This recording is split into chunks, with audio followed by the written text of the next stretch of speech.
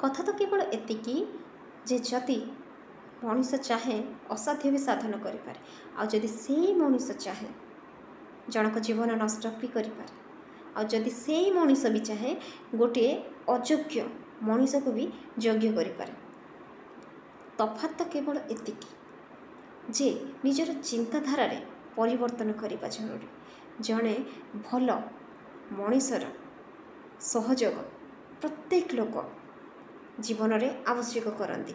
ତେଣୁ ପ୍ରତ୍ୟେକଟି ସଫଳତା ବିଫଳତା ହିଁ ତାକୁ ନେଇ ନିର୍ଦ୍ଧାରିତ ହୁଏ। ଯଦି ଜୀବନରେ ଭଲ ଲୋକ ଆସନ୍ତି, ଜୀବନ ସୁନ୍ଦର ହେଇ ଗଢ଼ି ତୋଳିବା ସମ୍ଭବପର ହୋଇଯାଏ। ଆଉ ଯଦି ଜୀବନରେ କିଛି ବିକୃତ ମାନସିକତାର ଲୋକମାନେ ଆସନ୍ତି, ଜୀବନ ନଷ୍ଟ ହୋଇଯାଏ।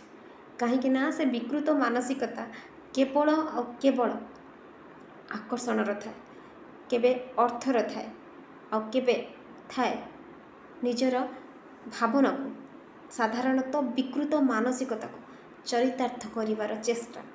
ଆଉ ଯେଉଁଦିନ ସେଇ ବିକୃତ ମାନସିକତା ସବୁ ଚରିତାର୍ଥ ହେଇଯିବ, ସେଦିନ ସେ ଲୋକର ରାସ୍ତା ବଦଳିଯାଏ। ଏମିତି କିଛି ଏବେକାର ପରିସ୍ଥିତି। ତେଣୁ ସେଭଳି ଲୋକଙ୍କଠୁ ସାବଧାନରେ ରହିଲେ ଭଲ, ନହେଲେ ଜୀବନ ନଷ୍ଟ ହୋଇଯାଏ। ଈଶ୍ୱର ସବୁ ଦେଖୁଛନ୍ତି, ପ୍ରତ୍ୟେକଟି ଜିନିଷ ତାଙ୍କରି ନିର୍ଦ୍ଦେଶରେ ହେଉଛି। ତେଣୁ ଭାବିବା ଉଚିତ, ଯାହା ବି କରୁଛନ୍ତି, ଯେମିତି ବି କରୁଛନ୍ତି, ସବୁ ଠିକ୍ ଅଛି ତ? ନହେଲେ ନିଜର କର୍ମଫଳ ନିଜ ପାଖକୁ ହିଁ ଫେରିଆସେ। ମନେ ରଖିବା ଉଚିତ।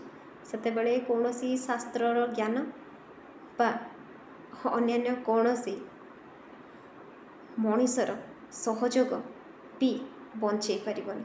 ଯେତେବେଳେ ସମୟର ଦଣ୍ଡ ମିଳିବ, କେବଳ ନୀରବ ଦ୍ରଷ୍ଟା ସାଜି ସବୁକିଛି ସହିବାକୁ ପଡ଼ିବ। ମନର କଥା।